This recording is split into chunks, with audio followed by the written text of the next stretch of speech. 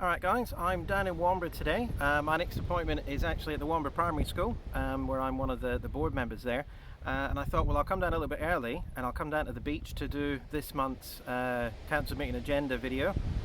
Because really, if you have a look at the surroundings, why wouldn't you? You know, we're such lucky people to live in an area that is just so amazingly beautiful. I mean, there's not a cloud in the sky, and there's just miles and miles of pristine beachfront. It really is, you know, I don't want to sound too soppy, but an amazing place to be.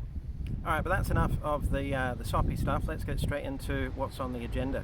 Not a huge amount this time, but some of the stuff that is you know, hotly contested, quite contentious stuff. One of the first things on this month's agenda is an application to allow a property owner out on Old Banjo Road to start using their block, one of the large rural blocks, as a venue for outdoor wedding receptions.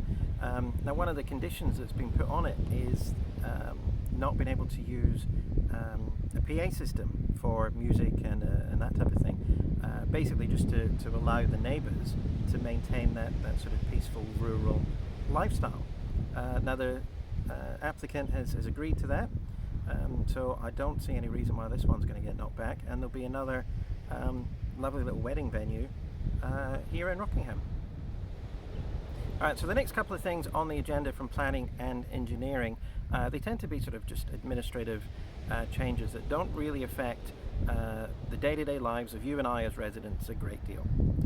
However, there is one thing on the agenda that has certainly got a lot of attention over the past 12 months or so, and that's the Verge Development Policy. Basically the rules that state what you are and aren't allowed to put on your verge, which is that area between the curb on the street and your letterbox. Alright, so the Verge development issue is one that has got a lot of attention and has been quite contentious, with people with very strong views on both sides of the fence. Those that are for it say that it's water-wise, it looks good and reduces the amount of maintenance that's required, you know, in terms of mowing and fertilizers and things. Those that are against it cite environmental impacts, such as the fact that it's made of plastic and will eventually break down and leave microplastics in the environment. They also talk about how it causes a heat island effect and interferes with the amount of groundwater runoff that doesn't seep through into the soil and then into the groundwater reserves. I think I've made my feelings on the issue fairly well known. As long as homeowners accept the fact that if Telstra or the Water Corporation or Western Power need to access the services that run through underneath the verge, they're going to do some damage to your artificial lawn, and that's on you. There's not going to be any recourse for compensation or getting things reinstalled. As long as homeowners accept that responsibility falls on them, as far as I'm concerned, synthetic lawn is something that should be allowed. There is the safety aspect that if it's not installed properly and becomes a trip hazard, it's not something I'm happy with, but the litigious nature of the world we live in is that the city, as the local government authority, could be held responsible if somebody was to injure themselves. So I can understand the officer's recommendation that synthetic turf should be minimised, but honestly I think that's something we should deal with if and when it becomes an issue. In the meantime, I'm supportive of people being allowed to have artificial turf on their verge. Alright, from the corporate and community development side of things, there's two big issues on the agenda this month. One is the request for additional funding for the Rotary Club to hold the Rockingham Beach Cup, which is the big horse race that we didn't have last year because of the foreshore redevelopment, but will be going on and going ahead this year, whether it gets the additional funding from the city or not.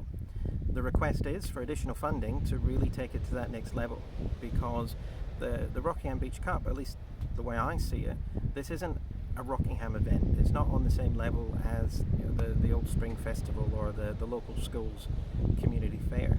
This really is a Perth level event that just happens to be held in Rockingham. Now, I've met with the guys at the Rotary, and they've gone through the plans, and to be honest, it is incredibly exciting, the stuff that's going to be happening, and it really is the kind of stuff that's going to put Rockingham on the map as a place to be.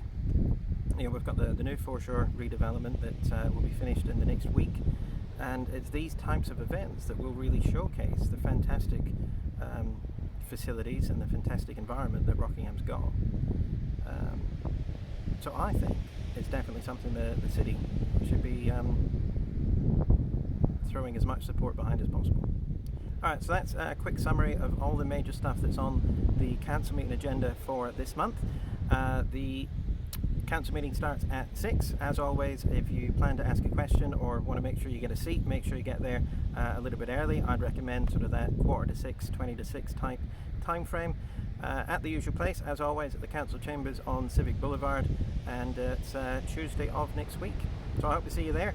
In the meantime, if there's any questions or anything you want to have a quick chat about, you can contact me through all the usual channels. On Facebook, give me an email at my cr.burns@rockingham.wa.gov.au email address, or give me a call, 0467 511 867. Yeah, I think we'll leave it there. Have a good week.